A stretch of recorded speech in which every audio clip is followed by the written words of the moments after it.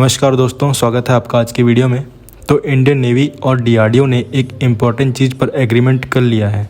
आने वाले nuclear power attack submarine यानी प्रोजेक्ट 77 एसेसन के लिए इंडिया एक नई और ज़्यादा powerful submarine launch cruise missile develop करेगा, जिसकी मिनिमम रेंज 2500 किलोमीटर होगी और ये मिसाइल एग्जिस्टिंग निर्भय बेस्ड SLCM प्रोग्राम पर ही बेस्ड होगी, जो ऑलरेडी सक्सेसफुल टेस्ट कर चुकी है। अभी जो इंडिजिनस SLCM है वो निर्भय क्रूज मिसाइल का कॉम्पैक्ट वर्जन है, जिसे ADE ने डेवलप किया है। इस मिसाइल का सबसे बड़ा प्लस पॉइंट ये है कि ये स्टैंडर्ड 533 mm टॉर्पीडो ट्यूब से लॉन्च हो सकती है, मतलब एग्जिस्टिंग इंडियन सबमरीन को मॉडिफाई करने की ज़रूरत नहीं पड़ेगी। 2023 और 24 के अंडर वाटर ट्रायल्स में इस मिसाइल ने प्रूव कर दिया कि डीप सी कंडीशन में भी ये रिलायबल है। इसका 500 किलोमीटर वर्जन ऑलरेडी टेस्ट हो चुका है और 1000 किलोमीटर रेंज वाला वर्जन अगला स्टेप है। लेकिन प्रोजेक्ट 77 एसेसन का रोल थोड़ा अलग है। ये सबमरीन कोस्ट के पास नहीं बल्कि डीप ओशन में ऑपरेट करेंगी। ऐसे में अगर मिसाइल की रेंज कम हो तो सबमरीन को डेंजरस जोन के पास जाना पड़ेगा। इसी प्रॉब्लम को सॉल्व करने के लिए नेवी 2500 किलोमीटर रेंज का टारगेट रख रही है, ताकि एसेसन बिना अपनी पोजीशन एक्सपोज किए दूर के लैंड टारगेट को हिट कर सके। फ्यूचर प्लानिंग में नेवी 2 टाइप के मिसाइल पर काम कर रही है। एक तरफ सुपरसोनिक क्रूज मिसाइल होंगी जो ब्रह्मोस फैमिली से इंस्पायर्ड होंगी और फास्ट अटैक में काम आएंगी। दूसरी तरफ सबसोनिक स्टिल्दी मिसाइल होंगी, बिल्कुल निर्भय की तरह, लेकिन काफ़ी ज़्यादा रेंज के साथ। ये कॉम्बिनेशन एसेसन को ज़्यादा फ्लेक्सिबल और डेंजरस बनाता है। प्रोजेक्ट 77 एसेसन और ये 2500 kilometre SLCM purely conventional strike के लिए होंगी। शॉर्ट टर्म में फॉरेन ऑप्शन जैसे कैलिबर को देखा जा सकता है, लेकिन यहाँ लॉन्ग टर्म फोकस बिल्कुल क्लियर है, मतलब अपनी इंडिजिनस कैपेबिलिटी। अगली खबर की बात करें तो इंडियन नेवी और US के बीच चल रही 6 एडिशनल बोइंग P-8I एयरक्राफ्ट की नेगोशिएशन एक अजीब फेज में आ चुकी है।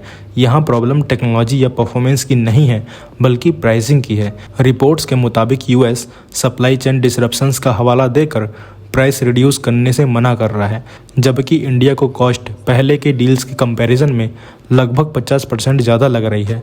बट ग्राउंड रियलिटी ये है कि P-8I इंडियन नेवी के लिए एक प्रूवन एसेट है। डोकलाम स्टैंड ऑफ से लेकर इंडियन ओशियन के डेली सर्विलांस टास्क तक इस प्लेटफॉर्म ने अपनी वैल्यू बार बार प्रूव की है। Anti submarine warfare, surface surveillance और long range maritime domain awareness, तीनों रोल्स में P-8I का कोई रियल सब्स्टिट्यूट अभी इंडिया के पास नहीं है।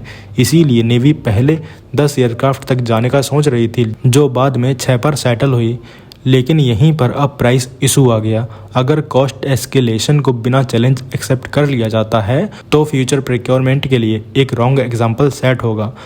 यहाँ डिफेंस कॉर्पोरेशन स्ट्रांग तो हो सकता है, लेकिन value for money principle sacrifice नहीं होना चाहिए।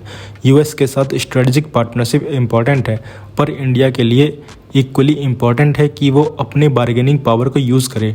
डील तभी फायदेमंद होगी जब प्राइसिंग रियलिज्म और लॉन्ग टर्म सस्टेनमेंट कॉस्ट दोनों अलाइन हों। अगली खबर की बात करें तो TADBF यानी twin engine deck based fighter को लेकर जितनी स्पेकुलेशन चल रही थी, उस पे इंडियन नेवी चीफ के स्टेटमेंट ने काफ़ी हद तक फुल स्टॉप लगा दिया है। मैसेज क्लियर है कि प्रोग्राम जिंदा है और गुड अपडेट आने वाली है। ये फ्यूचर कैरियर एविएशन का बैकबोन बनने वाला प्लेटफॉर्म है। TADBF को 5- जनरेशन कैटेगरी में रखा गया है, जिसमें ADA AMCA के लिए डेवलप हो रहे एवियोनिक्स, सेंसर्स और मिशन सिस्टम्स का मैक्सिमम यूज करेगी। नेवी का प्लान है कि AMCA और TADBF दोनों एक ही इंडस्ट्रियल इकोसिस्टम में बने, ताकि टाइमलाइंस कंप्रेस हों और डेवलपमेंट रिस्क कम हो जाए। CCS अप्रूवल यहाँ सबसे बड़ा इन्फ्लेक्शन पॉइंट है। जैसे ही प्रोग्राम डेफिनेशन रिव्यू कंप्लीट होता है, नेवी फुल स्केल डेवलपमेंट के लिए ग्रीन सिग्नल चाहती है। प्लानिंग के हिसाब से CCS अप्रूवल के लगभग 3 साल बाद TADBF का फर्स्ट फ्लाइट एक्सपेक्टेड है, मतलब रियलिस्टिकली 2030 के बाद प्रोटोटाइप दिखेगा। ये स्लो लग सकता है, लेकिन करियर एविएशन के स्टैंडर्ड्स के हिसाब से ये एम्बिशियस ही माना जाएगा। नेवी ऑलरेडी 80 से ज़्यादा एयरक्राफ्ट के कमिटमेंट पर खड़ी है, जो फ्यूचर करियर के साथ 140 तक जा सकता है।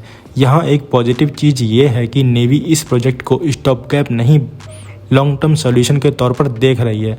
अगर एग्जीक्यूशन ऑन टाइम रही तो TADBF इंडिया के लिए वही करेगा जो राफेल M फ्रांस के लिए करता आया है, यानी सेम टाइप ऑफ सेफ्टी। अगली खबर की बात करें तो इंडियन एयरफोर्स के लिए आज की DAC मीटिंग काफ़ी इंपॉर्टेंट हो सकती है, क्योंकि इसमें 300 से ज़्यादा एडिशनल स्पाइस म्यूनिशन को अप्रूवल मिलने की स्ट्रॉन्ग पॉसिबिलिटी है। राफेल एडवांस्ड डिफेंस सिस्टम का स्पाइस सिस्टम टेक्निकली मिसाइल नहीं है, लेकिन बैटलफील्ड इम्पैक्ट के टर्म्स में ये किसी मिसाइल से कम भी नहीं है। ये एक गाइडेंस किट है जो नॉर्मल अनगाइडेड बॉम्ब्स को smart long range glide weapons में कन्वर्ट कर देती है। स्पाइस की सबसे बड़ी स्ट्रेंथ है स्टैंड ऑफ प्रिसीजन, जिससे एयरक्राफ्ट को हैवीली डिफेंडेड एयर स्पेस में घुसने की ज़रूरत नहीं होती। 60 से 100 किलोमीटर दूर से ही हार्डन टारगेट्स को पिन पॉइंट एक्यूरेसी के साथ हिट किया जा सकता है। 2019 बालाकोट स्ट्राइक में स्पाइस 2000 का यूज़ ऑलरेडी कॉम्बैट प्रूवन है, इसीलिए इंडियन एयरफोर्स का कॉन्फिडेंस इस सिस्टम पर नेचुरल है। 300 से ज़्यादा एडिशनल किट्स का मतलब है सस्टेनमेंट स्ट्राइक कैपेबिलिटी। ये ब्रह्मोस जैसे मिसाइल्स को रिप्लेस नहीं करता बल्कि कॉम्प्लीमेंट करता है। कॉस्ट इफेक्टिव, फ्लेक्सिबल और प्लेटफॉर्म अगोस्टिक होने की वजह से स्पाइस इंडियन एयरफोर्स के मल्टी लेयर डिटेरेंस डॉक्ट्रिन का एक साइलेंट पिलर बन चुका है। इजराइल के साथ ये डील अप्रूव होती है तो इंडियन एयरफोर्स की स्ट्राइक डेप्थ डिसिसिवली बढ़ जाएगी। तो आप क्या कहेंगे इस खबर के बारे में? कमेंट सेक्शन में जरूर बताइए। मिलते हैं नेक्स्ट वीडियो में। Thanks for watching. जय हिंद, जय भारत।